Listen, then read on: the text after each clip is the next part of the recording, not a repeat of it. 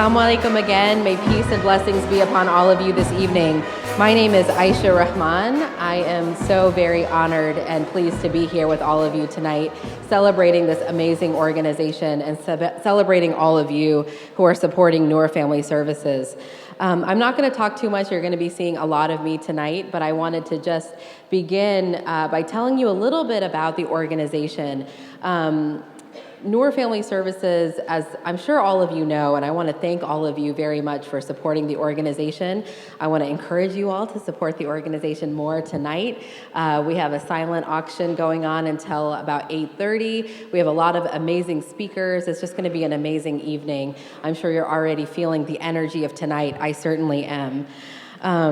Noor Family Services is an organization that's really important to me personally because for my relatively short legal career. I've been practicing law for about 10 years. I've been doing almost exclusively domestic violence work, and I know firsthand, unfortunately, how this, to call it a problem is just not even acknowledging the gravity of the situation. But I was a very doe-eyed young graduate of law school in a small town in East Tennessee where I had lived all my life and assumed that there would be no Muslims, no one from my community that I would ever see in my work. And I was horrified by how I saw someone from our community almost every single week in the courts getting protective orders against abusive partners. It is a huge problem in our communities. And so I'm so glad that Noor Family Services was started here in Atlanta in 2015 by a core group of amazing women dedicated to affecting change in our communities. Noor Family Services hopes to provide confidential, culturally sensitive services and assistance to immigrant and refugee communities that are experiencing crises due to family violence. These crises, as you might imagine, can be exacerbated because of language barriers, because of cultural stigma, because of isolation, and so many other issues.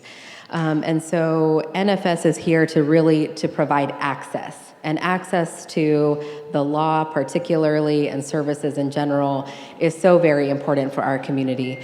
And so it is with that that I will introduce my dear friend, someone who, when I first moved to Atlanta 2 years ago, there were not many Muslim lawyers who were doing family law, and without even thinking that I would be a competition to her, without thinking that I would impede in her work in any way, gave me her law books. She takes my call anytime that I call her to talk about a case. She's just an amazing person who gives so much to me and to this community through NFS. So with that, I'd love to introduce Fakiha Khan.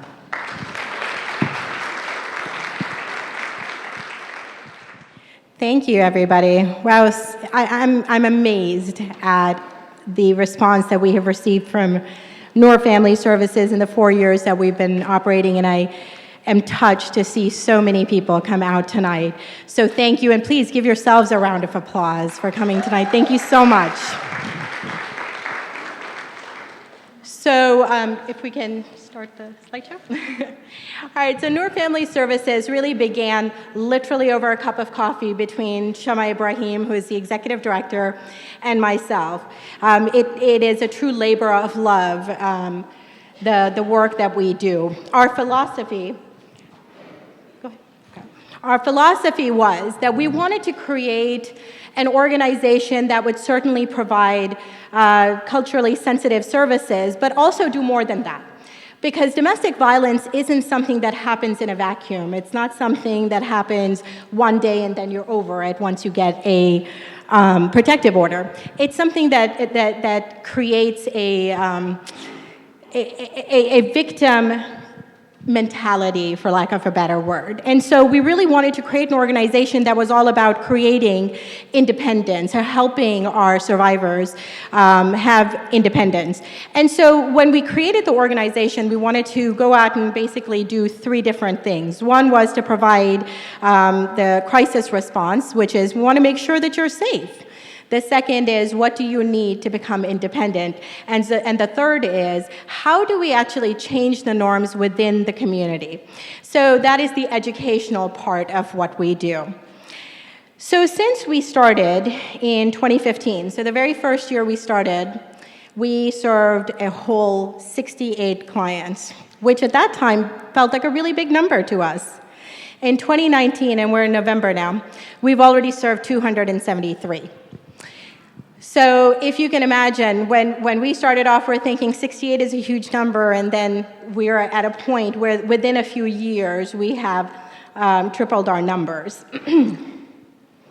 So what is it that we do for our clients? Our client services are actually not just the traditional domestic violence services in terms of we want to refer you to a shelter and get you a temporary protective order. We also want to make sure that you have everything that you need in order to really survive, because a lot of the clients with whom we work, they really don't speak the language. They've never necessarily, most of them have never worked. A lot of them don't drive. So even getting groceries is actually a big issue for a lot of our clients. So we have done food and hygiene drives with many of our community partners who are here tonight.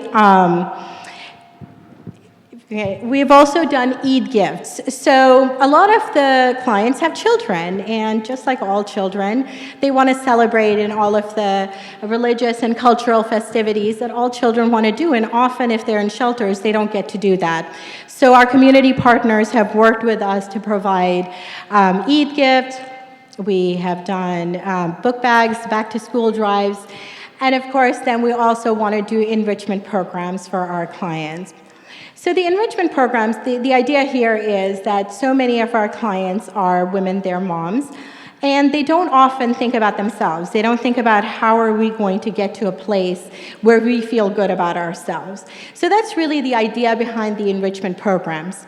We have done art therapy, we've done grief recovery, which is actually a very intensive program that allows the survivors to deal with the trauma that they have suffered in the same way that somebody who is grieving a lost relative or a lost spouse might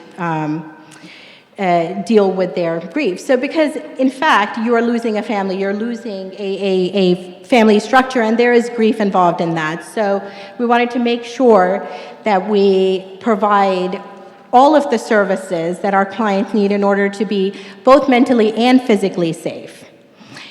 So, as I mentioned before, one of the big things that NFS really wanted to do was the educational program, which is to go out and change norms. Now, how do you change norms within a community?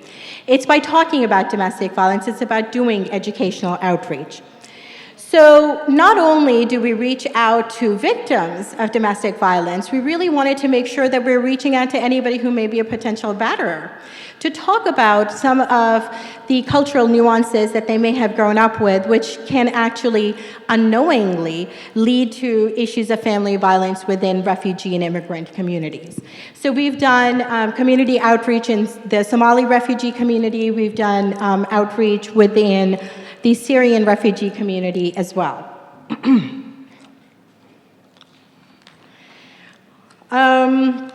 We also do cultural sensitivity training for other agencies. Family Haven has been one of our partners from day one.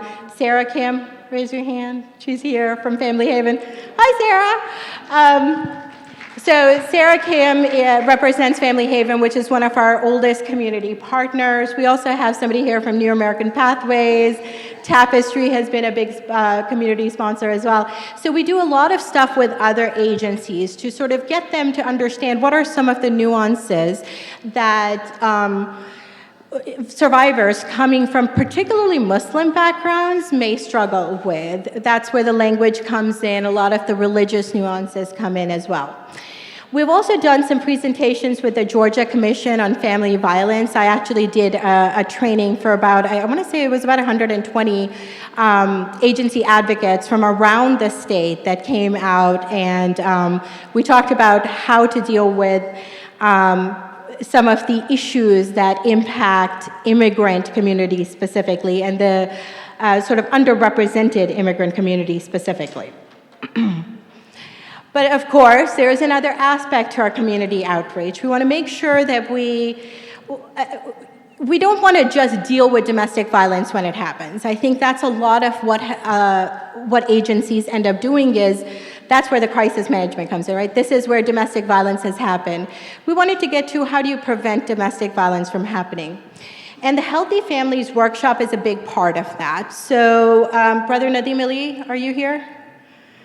I don't think he's here yet, but he does this presentation, which is brilliant, and it's all about how do you prevent, how do you have the coping mechanisms, essentially, communication techniques, and how to deal with problems within the family unit so that you are not getting to a point where the law has to get involved, because we don't necessarily want the law to get involved when it comes to breaking up families. Okay, and so we have also done imam training, because the imams, they're the front line. We know that within the Muslim community, a lot of people are going to go and seek advice from an imam first. So we want to make sure that we go out and we are able to talk about these issues with the religious leaders and other community leaders as well.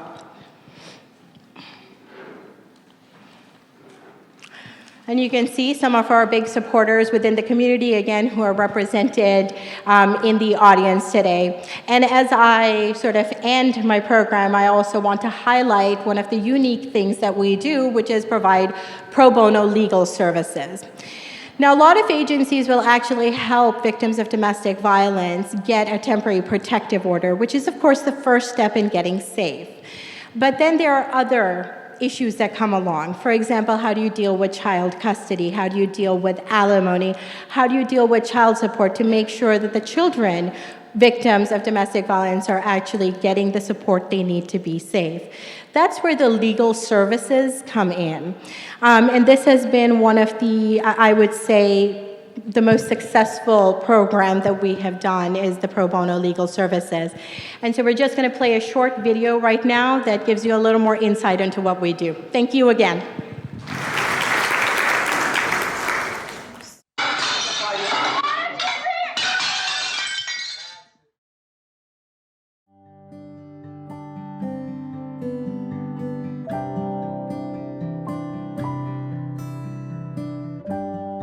Domestic violence is a systemic disease that plagues our world, regardless of race, age, culture, language, education, or social status.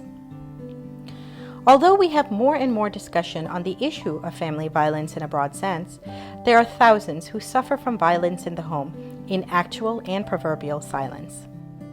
The most underrepresented of the victims of family violence are those in insular immigrant communities whose lack of access to English language and culturally sensitive services results in them staying with their abuser.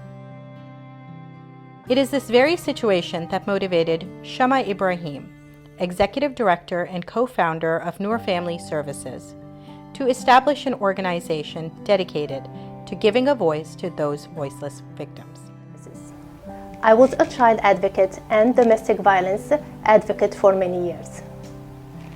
I saw again and again so many chose to leave the shelter because the shelter, it became a source of isolation for them.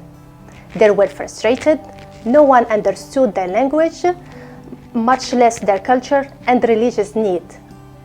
I deeply felt that I owed it to our community, to these survivors, to give them a chance to have a resource that they need so they are not stuck in these abusive situations. In creating NFS, the founders did not want to just provide a listening ear. We wanted to provide a place where our clients could find an advocate, a counselor, a lawyer, and a path to independence.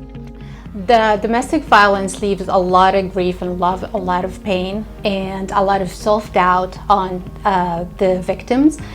If you need to know just one thing about Noor Family Services, it is a safe place to help you, to help women who need support from domestic violence. We'll do it with so much love and empathy. They'll get you what you need.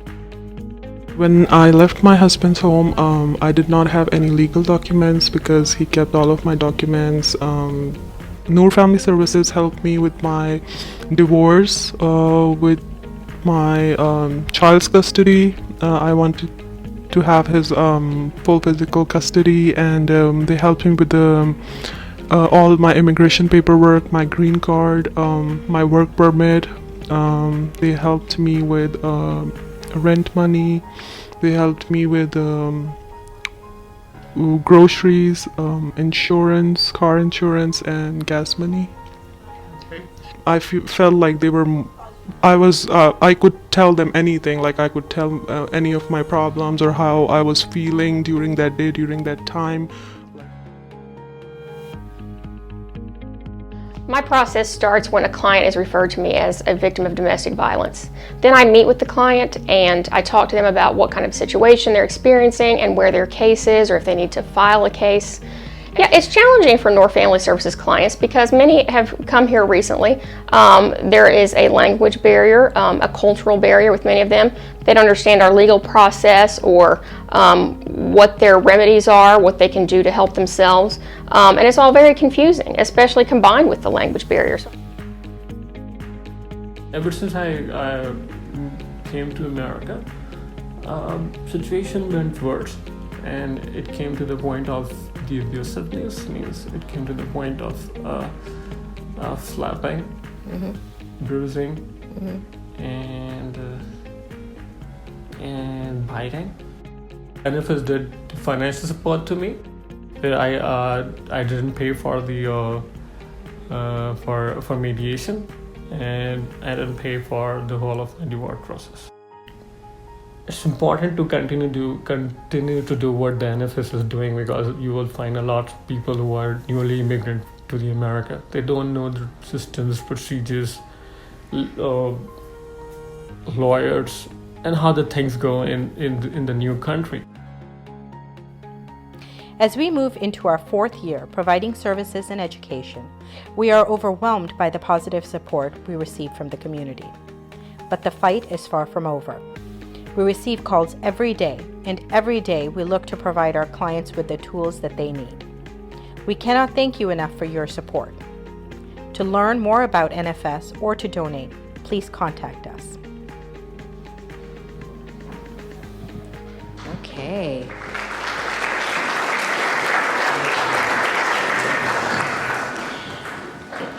Before I introduce our keynote speaker for tonight, I want to thank some of our sponsors for the evening. I'm going to be telling you more about them as we go on. This is just a few of them.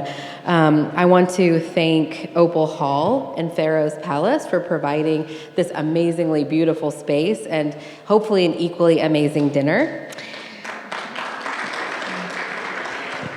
I want to acknowledge the Awad Law Firm for sponsoring the event.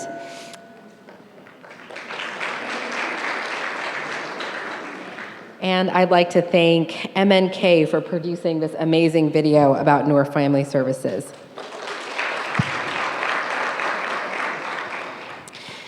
So tonight we have a real treat. We're going to be hearing from the Honorable Tracy Kaysen. Judge Kaysen is a Superior Court judge for Gwinnett County, having recently been elected in May of 2018. She graduated cum laude with honors from the University of Georgia in 1993 with a Bachelor of Arts in Criminal Justice. During that time, she interned in the Homicide Unit of the United States Attorney's Office for the District of Columbia. She attended and received her Juris Doctorate degree from Baylor University School of Law in 1997. Before joining the bench, Judge Kaysen was a career prosecutor. She has dedicated her career to protecting children and victims of sexual assault. She is a dedicated public servant and a great supporter of our cause. Please join me in welcoming Judge Kaysen.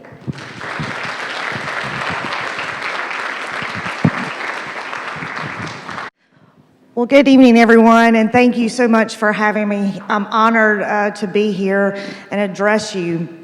And hopefully, I'm going to give you a little bit different perspective. I know everyone is here and working in the field of preventing domestic violence, helping victims of domestic violence.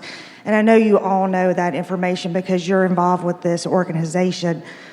But what I want to talk to you a little bit about, and when Feike had asked me to speak and said it was a gratitude gala, and thinking about public service and giving yourself to public service and what you get from public service, that I kind of want to focus on that, because you get all the real information from the experts at NOR Family Services, so you know what they do. But what you probably don't know, you may think, well, I'm not involved in public service. But if you're in this room, you're doing public service. You're involved in public service. And you're hopefully getting a lot out of that. But I want to tell you just a little bit about my story and my commitment to public service. And you see my parents up here, and I'll talk about them throughout because they were kind of key to my getting involved in public service. And I didn't really know that when I was growing up. In fact, a lot of us probably don't realize how great our parents are until we do grow up and we finally see that all the things they were doing for us were good things. We might not have thought it at the time, but they were good things. And so I grew up in just a normal family. We grew up in Dublin, Georgia. We'll talk about that in a minute too. If you don't know where Dublin, Georgia is, it's about smack dab in the middle of the state. My dad was in insurance. My mom started out in insurance, and then she was a stay-at-home mom until I got to be in about the 7th grade. And it was just, a normal, mundane life.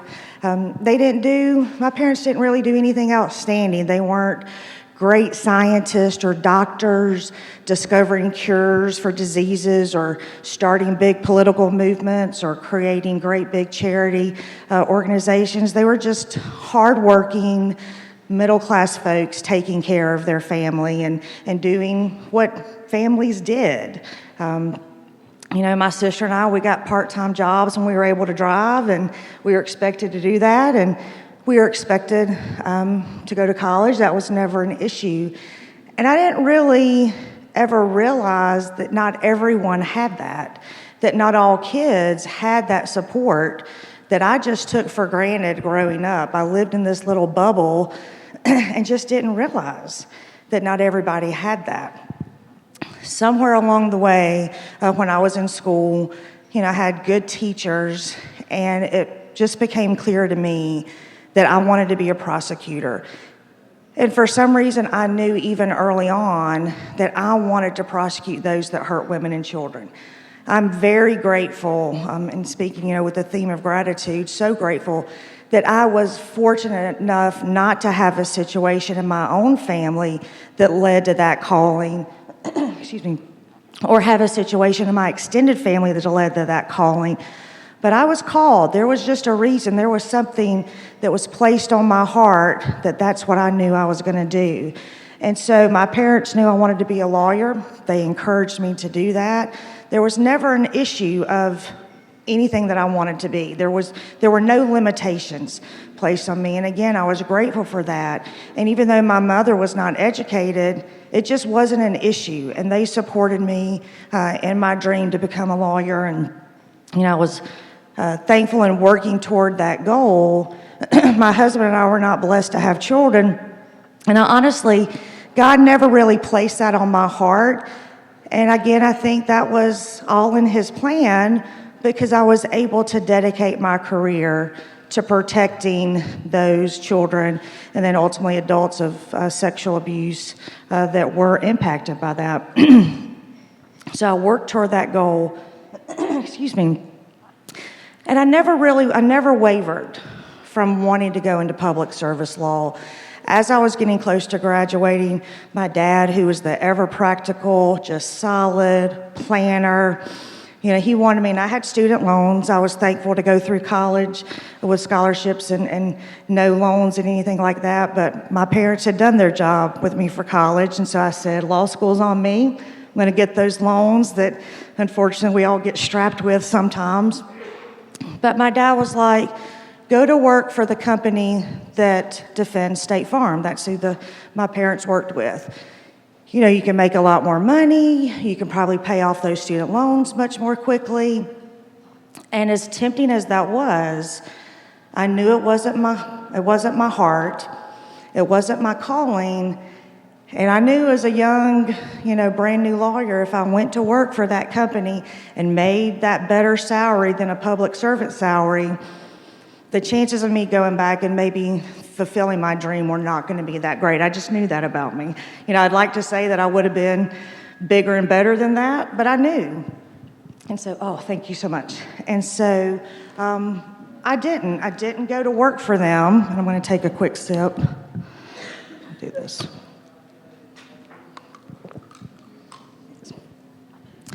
And after that, there was never any looking back. There was never any other type of law that I wanted to go into other than public service law.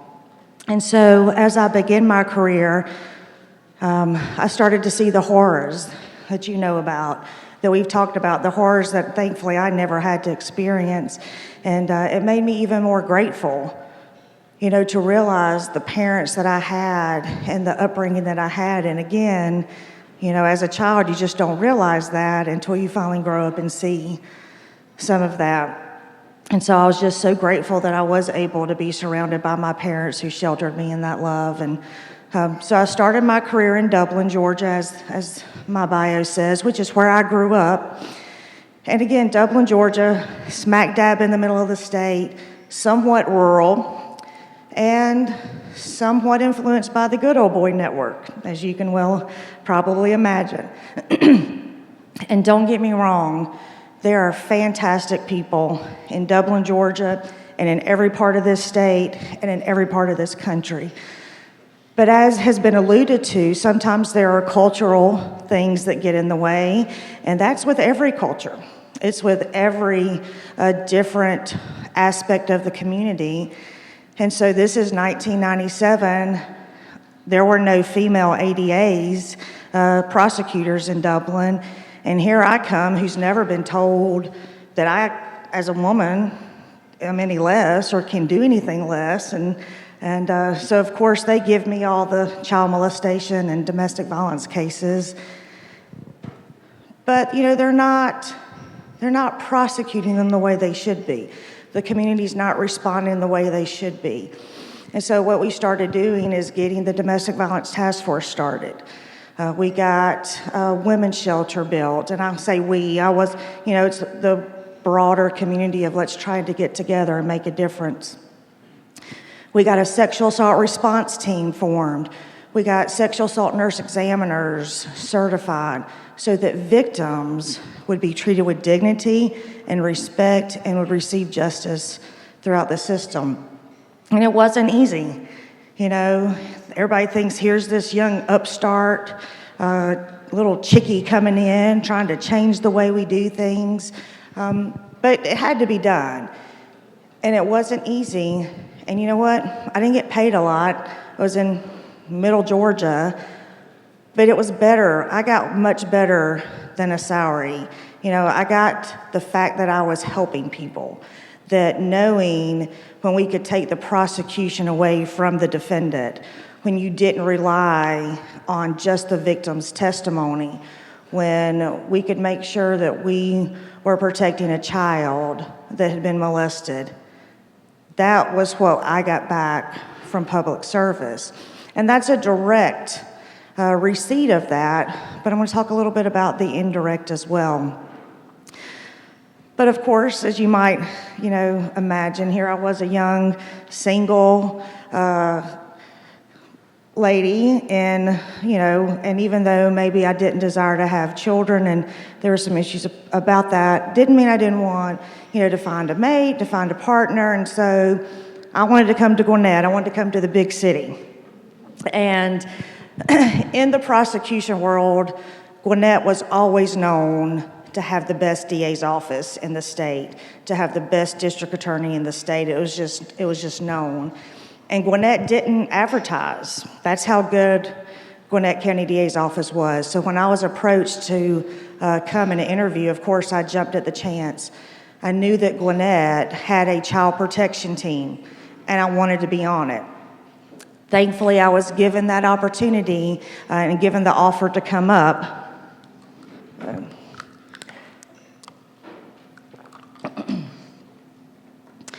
So I came up and thankfully after a couple of years was given the opportunity to be on the child protection team. And back then, that unit was just prosecuting crimes against children, so physical and sexual abuse. Gwinnett didn't have a special victims unit in a broader sense. And I so enjoyed being part of that team. And a lot of people are like, really, how can you enjoy, being a part of that team? But we got those kids when they came to us, broken either physically or mentally, we got to give them hope. And we may not have won all of our cases with guilty verdicts, but we won every one of those cases in the sense that we gave those children somebody to believe in them and somebody to stand up for them. And if they had to testify at trial, then we gave them power. We gave them power over their abuser, power to believe in themselves, power to know that they were important, and power to know that they were worthy. And so what I got back from that was so much more than money.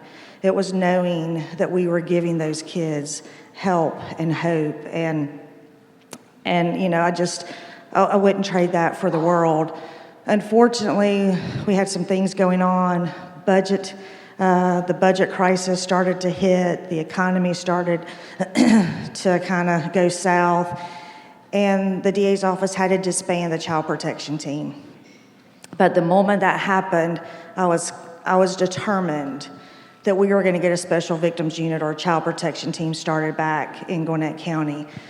So I spent the next few years in a trial division, and still the main goal and the main focus of my public service was prosecuting domestic violence cases, sexual assault cases, and child abuse cases. But my heart was still in special victims. And so I kept saying that we need to get this back. We've got to get the special victims units back. And so Danny was always on board with that, but clearly had budgetary issues. Thankfully, we were able to, the economy started to rebound, and Danny was able to go to the commissioners and ask to fund that special victims unit. And we started that back in the fall of 2016, and by the end of 2017, we're fully staffed. And people often ask me, of course, they always need more, but that's a different speech for a different day. And it was hard to get that unit back up, and it was stressful, and there were growing pains, and there were staff issues and personality issues, but every bit of it was worth it because I knew, and Danny knew, that the citizens of Gwinnett County deserve that. I mean, why do not Gwinnett County, why don't we have a special victims unit when other counties do? And so thankfully, that was able to get going. And a lot of times people would ask me, how in the world can you do that? Doesn't it get you down? Doesn't it depress you? Don't you just start to give up? And, I tell them, I was called to do this. I was called early on to do it, so I'm so grateful that the one who called me equipped me to do it.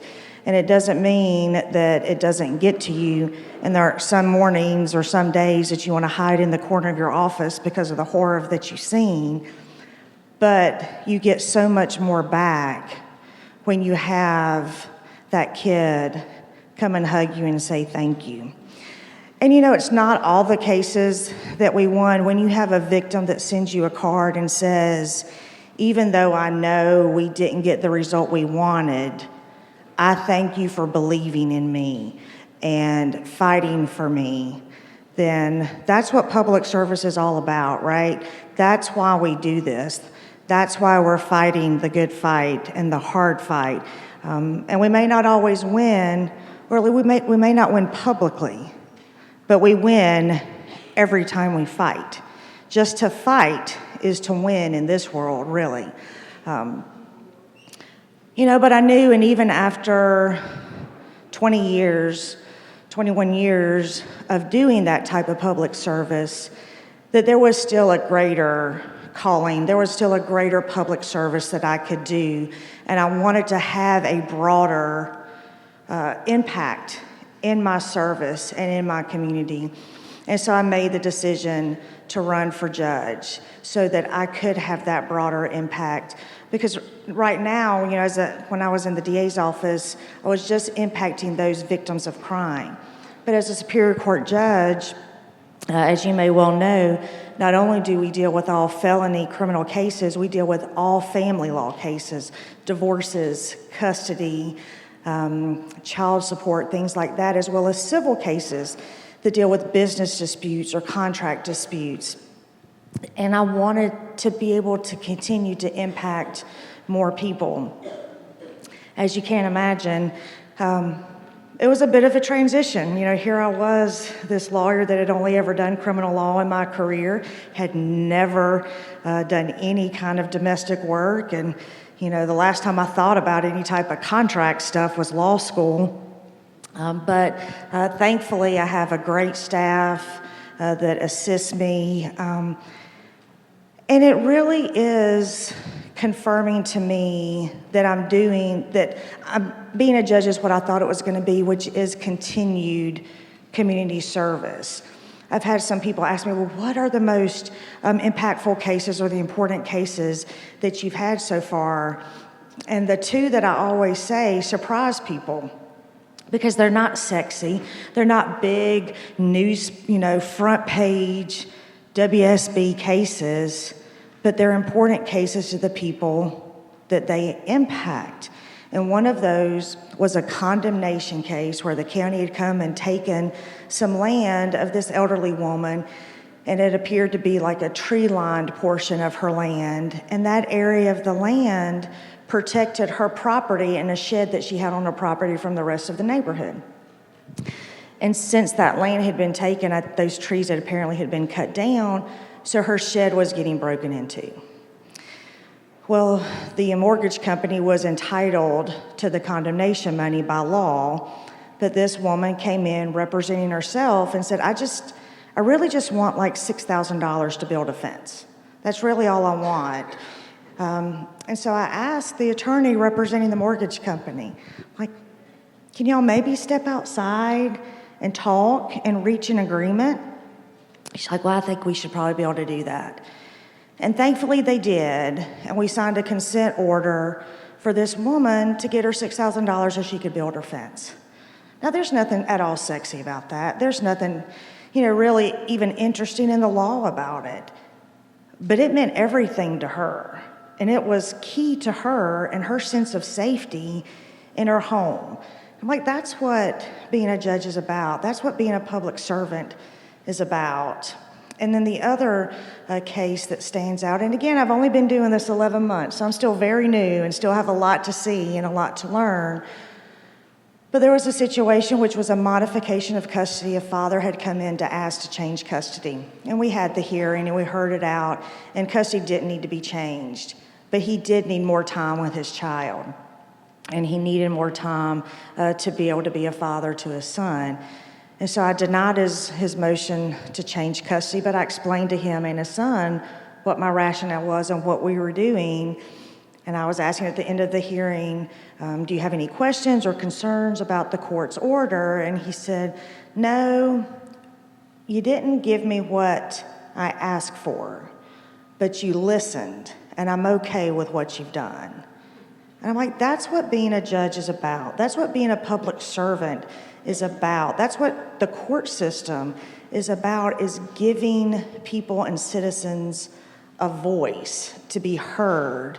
And you may not always do what they want, but ultimately we're hopefully doing what we think is in the best interest of everyone involved, particularly the children. So I started out saying, you never really know how great your parents are until you get older.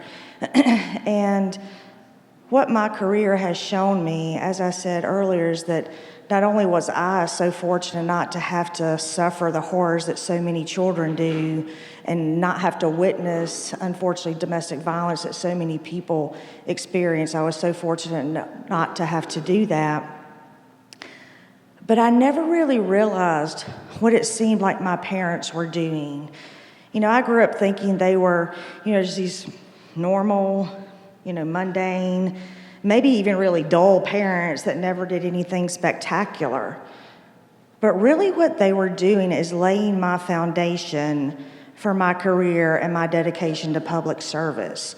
My father was steadfast. He was steady. He was deliberate. He was intentional.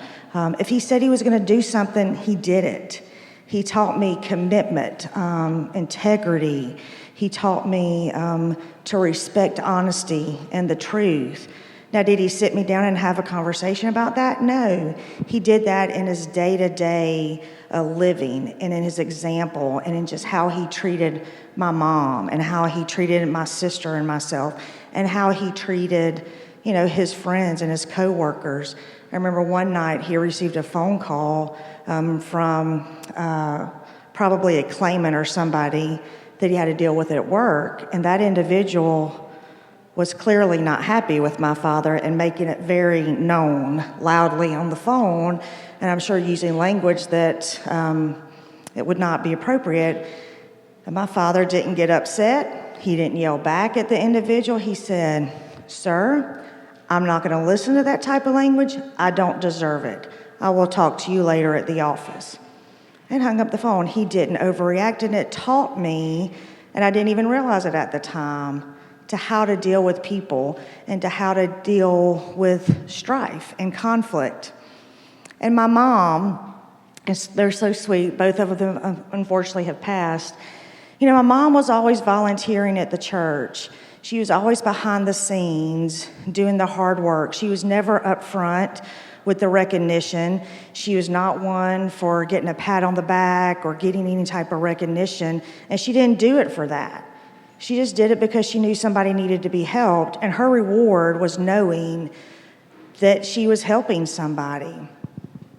And you never realize it at the time, that example that your parents are setting for you, and I was so grateful to have the parents that I had and wouldn't have accomplished anything without them setting that example for me. And, oftentimes throughout my career, I've thought about maybe going on to bigger and better things, trying to create something to attack this issue and create an organization to do that. And of course, I've done some of that. But what I've realized is that the true value and the true benefit of public service is the everyday, behind the scenes, one-on-one that impacts people in their everyday lives, which of course is what Nora Family Services does. But it's that knowing that that person that you are coming into contact with, you're leaving them better off than when you found them. And you don't need accolades for that, and you don't need glory for that, and you don't need awards for that. What you get back is knowing that you're leaving the world in a better place than when you found it.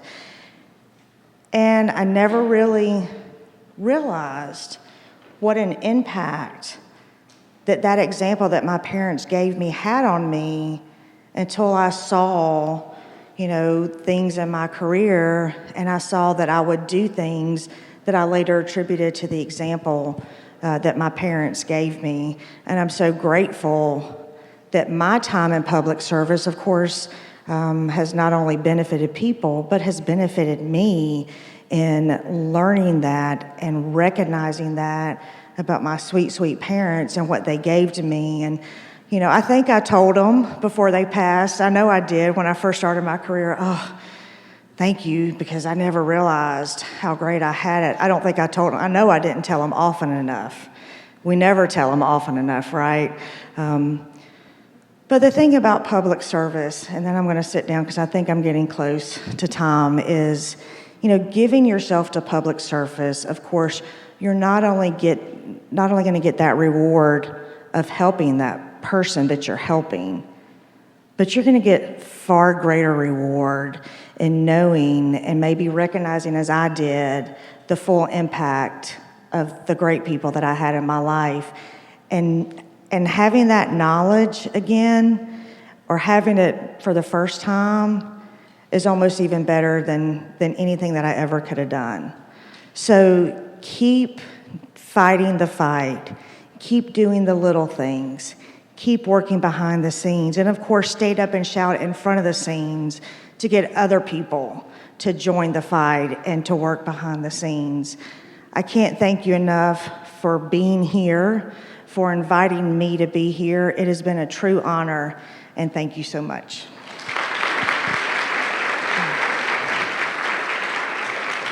Thank you, Judge Kaysen, so much for those inspiring words. We really appreciate your service to our communities. Something that Judge Kaysen said kind of triggered a thought in me as I was driving over here today. I was thinking about the work of NFS, and similar to her, a question that I often get asked, especially by people in our community, is how do you continue to do this work? How do you feel emotionally able to do this work? And how do you feel emotionally able to want to be married after you do this work? And I get so much power. I felt, to use your words, Judge Kaysen, it was on my heart to say this. As I was driving over here, I was reflecting on the fact that, well, before I was driving over here, it wasn't Maghrib, so it was still the Prophet Muhammad, peace be upon him's birthday. And I know that many may not celebrate that day, but I wanted to sort of reflect on the incredible example that the Prophet Muhammad, peace be upon him, gave us, all of us. And that's where I derive my power. So it may sound quite cheesy to say, but knowing firmly in my faith that God does not stand for this behavior, and that the Prophet Muhammad, peace be upon him, did not exhibit this behavior in his relationships, not only with his intimate partners, but with animals, with children, with the very ground that he walked on. He was soft in his speech. He was soft in his steps, so as the ground would not be hurt by him. It's just an incredible example. And so if you are motivated, as I am, by his example, I would encourage you to use this day particularly as a motivator for you to open up your wallets and donate to this organization. Before I introduce our co-founder and executive director, Shama Ibrahim, who doesn't need to be introduced, she's the lifeblood of this organization, I'd like to mention some more sponsors. Roswell Community Masjid,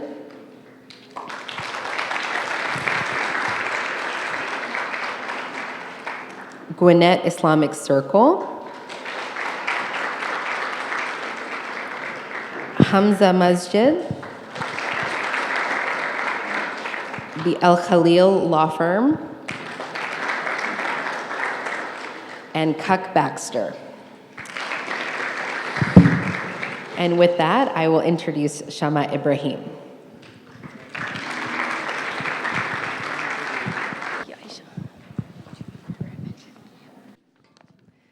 Good evening. Assalamu alaikum. William Penn once said, "I expect to pass through life but once. If therefore be any kindness I can show or any good thing I can do to my fellow being, let me do it now and not defer or neglect it, as I shall not pass this way again." That is the philosophy behind Creation Nor Family Services. It is my honor and pleasure to welcome you to our 2019 Gratitude Gala. We are thrilled to honor you, our guests, our friends, and our supporters. I want to thank everyone contributed to making this gala a success. I am personally grateful to our board of directors, our staff, volunteer, and the many NFS stakeholders and supporters who work hard to make tonight a night can be proud of. The theme of our gala is gratitude, and it speaks volumes, not only to the contributions and vision of our supporters and donors like you, but also to this very moment when we come together with the vision of helping others, particularly to those survivors who are fighting violence on their everyday life. On the theme of the gratitude, I would like to take a moment to express my gratitude to my husband, Khalid Ibrahim, who supported me on this journey since day one. Everyone present tonight has contributed on making NFS a success. We are happy to have such a wide of people here. Donors, volunteers, community partners, supporters, faith-based leaders, and friends, which truly recognize the impact of everyone's participation. It is this kind of cooperative efforts that have allowed NFS to grow and flourish. This evening's gala, it speaks and it is evidence of this support. And with your help, we intend to accomplish even more in the years ahead. We would like also to extend a special thanks to our supporters of this year's. We have Zohra Aslam. Please, if you can come. Thank you, Zohra. Zohra was doing 2 food drives and 8 gift card for NFS clients, which is we are still using it today. Thank you.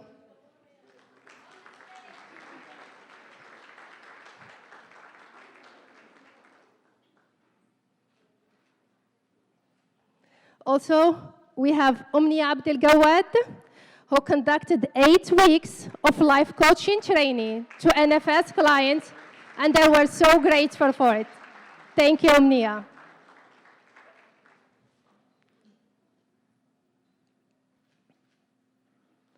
We have also Jewish Family and Career Services graciously provided NFS with non-profit advocate intern free of charge, but unfortunately, they couldn't make it to the family issue matter. Also,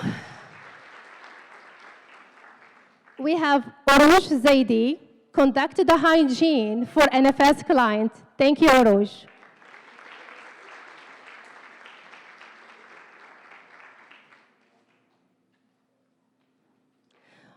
Also, we have Hamza Islamic Center, have been a great supporter. If anyone from Hamza, I know they're sitting on the table from back, if you can come, please.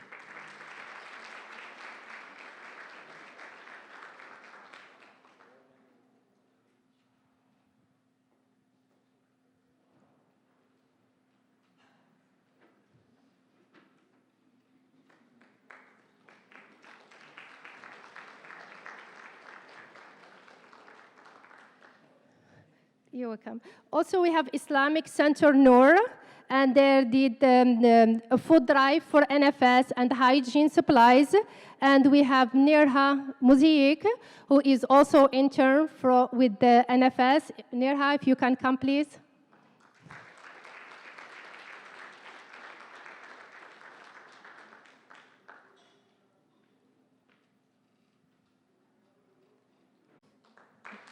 Thank you, Nirha.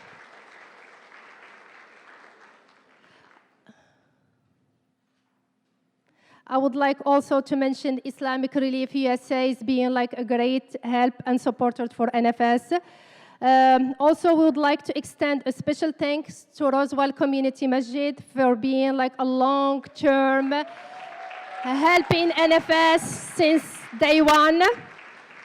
Also, yes, also we have Gwinat Islamic Circle, and special thanks to Mumtaz.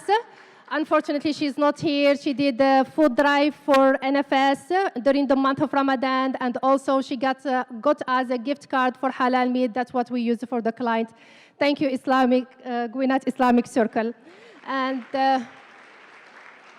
also thanks to UPS for being helping us since day one. They're doing like every year, at least twice a year, they're doing a food drive for NFS, and we have Nora Salom. Thank you for being a long-term sponsor for NFS. Thank you. We are proud of our accomplishment over the past 4 years and recognize that we could not have delivered our mission without all of us coming together. Tonight, we are here to celebrate our friendship, partnership, and camaraderie we hold with you and our community. Our vision for you tonight, it's simple.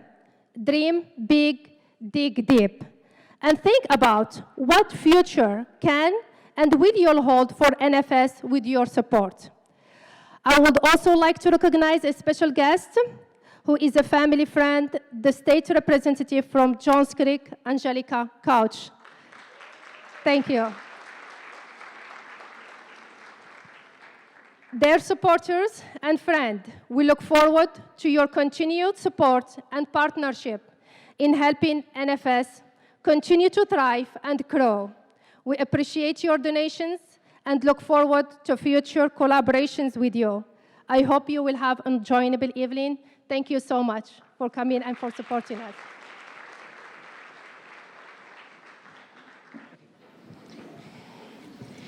Okay, we just have a little bit more of the program left before we have dinner. Somebody left their car keys. I think it's a key fob, a Mercedes key fob. It's in the back of the room. If you we have people who are willing to take it if you don't want to claim it. So I would claim it quick. Also, before we go to dinner, just another reminder that the silent auction is going to be ending at 8:30, and so definitely avail yourselves of that before after you get your food and sit down. A couple of more sponsors I'd like to mention. Noor Camp, Hakeem Studios, we'd like to thank you for the photography for this evening and video. And Z Hassan, our amazing DJ for the event. I'd like to introduce to you all someone who you probably know because she pushed you to buy your tickets.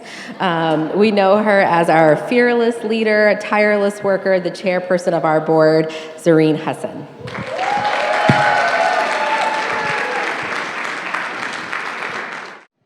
So that was a bit of an obstacle course getting up here. So assalamu alaikum, good evening, and welcome to the Noor Family Services Gratitude Gala.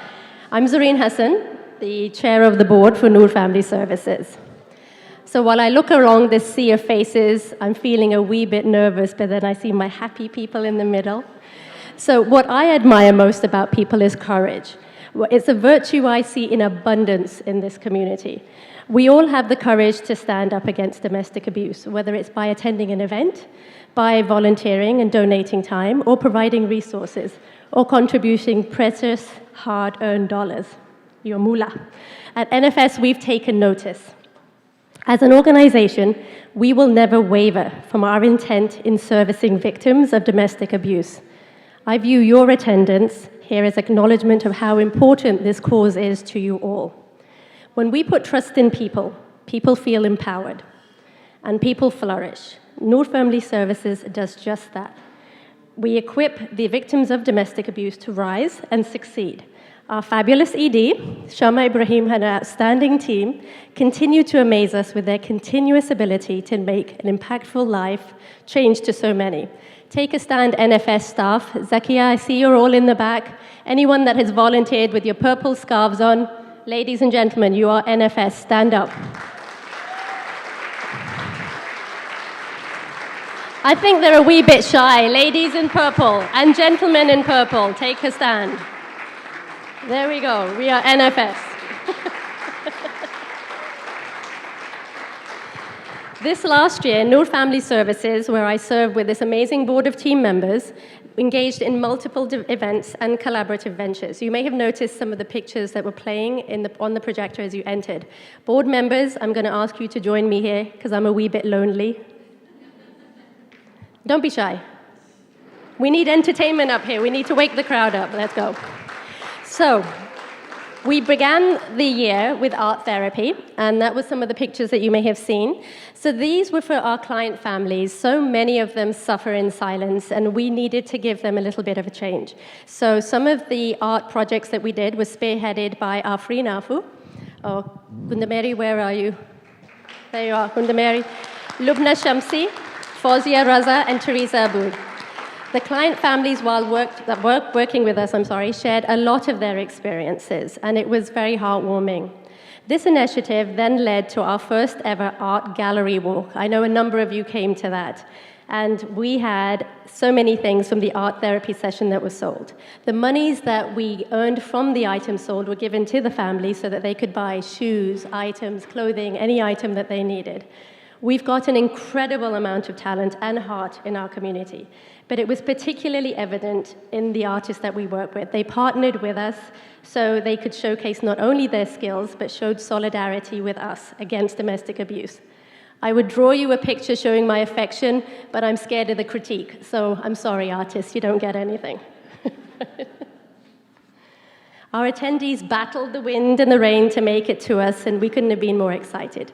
We were honored by Georgia Upner at the annual fashion show today, so fashion and fundraising can't go wrong. It was a win-win. We thank you for that gift. And with an overwhelming support from the ladies of the community, our second annual Tea Time event was extremely powerful.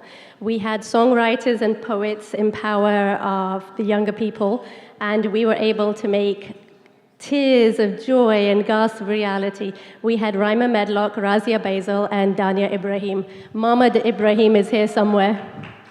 Mama Ibrahim? She doesn't even know why she's clapping, but she's clapping. Here we go. The Henna Khan book launch was a personal favorite, and it really highlighted our commitment to the community and to education. We joined forces with the ICNF Sunday School to present a very strong female author for the younger members of our society, and it was just marvelous. In NFS, we engage with a whole plethora of organizations. We work in areas of health, education, and finance, and we take pride in interfaith and intrafaith connections. So RCM, GIC, Hamza, JCNCS, Islamic Relief, ICNF, we thank you all very much. I know you all have some ambassadors here today. A few acknowledgements, and I promise I won't make it that long. NFS was fortunate through Brother Teely, Khalid Teely, and Mumtaz Bashir to provide every single one of our volunteers with a purple t-shirt. So if any of you are on my Facebook, you'd seen purple plastered everywhere, sometimes more than you needed to. But he's the reason that our volunteer pictures were so incredibly chic this year. He made us look rather dapper. And those volunteers in the very chic little purple shirts, they were dynamic, resourceful, and patient, and extremely fun-loving. So each event was very fun to execute. I would read all of their names off, but again, I think you might be too hungry enough, and you might start throwing some items towards us, so we won't do that. But you all know who you are. You've made our events wonderful, one by one. So we have to celebrate our achievements, but at the same time, we must acknowledge some sad milestones as well. And it's important to recognize a very magnanimous figure. He's no longer with us, Muhammad Abdul Qayyum, fondly known to us, or very many of us, as Uncle. He left us in March to return to his maker. His family is here today, Andalip Auntie, his daughter Aisha, and his daughter-in-law Zuleka. Thank you very much all for coming. This is an unprecedented privilege for us. He mentored helping the community, which is another one of our collaborative forces. He believed in investing in individuals, but especially women. And he assisted them and guided them as they helped us with the the Eid Drive's Family in Need project. So whenever any one of our families need rent, or they need food, or they need any items that are larger than we have at the time, we reach out to helping the community, and they help us in any way that we need. He's going to be missed by us. So we appreciate your being here. Yeah, that's when we clap. Yes. We thank our table donors, we thank our sponsors, we thank the silent auction item donors. If there aren't enough names on the sheets, you've already heard from Aisha, I'm a big bully, so I will come round table to table and force you to write your names on those little sheets so you start bidding, so beware. So I've got a couple of shout-outs for them as well. Rabia Sheikh Muiz, Cameo Collections, Ambreen Dosa, Afrin Kundameri, Henna Khan, Ruby Jaffrey, Fareen Muiz, Alia Sangi, Fatma Ali Sanam Dance Studio, if anyone wants to go to those dance lessons, they're amazing. Top Golf, Atlanta Botanical Gardens, Chateau Elan, Mehvish Sheikh, Mehnaz Khan, Sillu Pasha. These are the beautiful paintings here. I encourage you to bid on these. These, if you wake up and see these in your room on a daily basis, will bring a lot of joy. Yes, please. See the begging here going on. Yes, please beg. This is the second year we've had our event at Opal Hall. And the attention to detail is, again, unprecedented. We really had a very easy time of working. I'm not sure they got any sleep at night, but we certainly did. Try not to miss our frantic calls so much, Shella. I know you're going to miss our calls at night too, but thank you very much. Hall is beautiful. The reason you can hear me so well is because of Z Hassan, so thank you for always being on our side. I think I filled up all of the reams of Hakeem Studios photographs. You're always professionalism and flawless shots. So if you haven't had your picture taken by the step and repeat, I encourage you to do so. If you're with your friends, if you're with your family, if you want a self-portrait selfie, please take advantage of Hakeem Studios. They are fabulous. And we also get lots of squeals. The wonderful video you saw was by Nabil Khan. Thank you so much. And he's covered lots of fun events, so it meant a lot that he did something so meaningful as well. I have to give some personal shout-outs, ladies and gentlemen. I'm sorry for, again, taking your time. Our wonderful board, Danveer Sarzmat, Masuma Rizvi, Firdos Yusuf couldn't be here, but she's a vital part of our organization. Jibreel Mohammed is also not present. Fakiha Khan, thank you, thank you. I personally need to thank Ambreen Dosa and Fatma Ali. They never say no when I ask for help. I think they're afraid. Shumaila Khan, Farah Habib, and Shaheen Barde, whenever I have an event.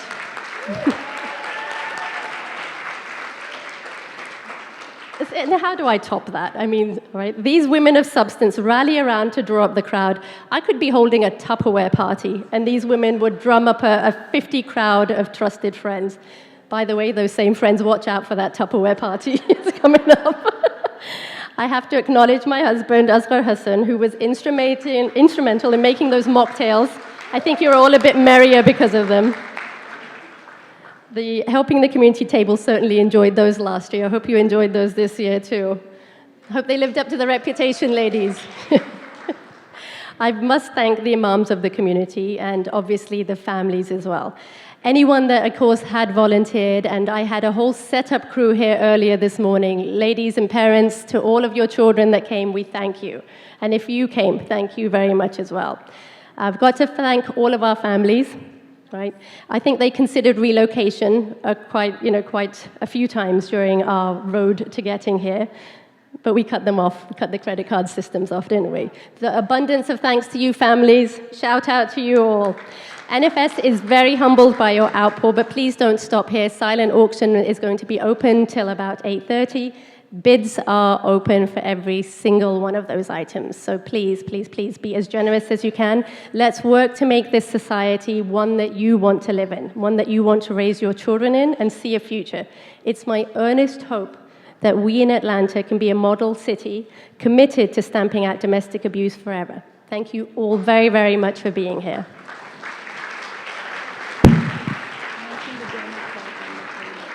Oh, ladies and gentlemen, yes, just before I go, and my last ask is that there are donor cards on the table. Please do be generous, fill them in, and there's no amount that is too small. So whatever you can do for those victims that we have, survivors, you've seen the video, hopefully that played on your heartstring. We didn't want to bring a survivor in, this time around, but next time, perhaps. Yeah, the cards are on the table. Fill them in. We appreciate you all. Thank you so, so much. Have a lovely evening. Okay, we're going to be opening dinner shortly. As it's the Gratitude Gala, I'd like to dole out some more gratitude. We have a few more sponsors to thank. Can we thank Amana Investments, Aspirations Coaching,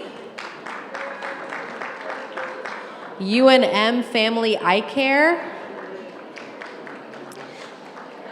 Alliance MD, and Canor Telecom, all sponsors of the organization.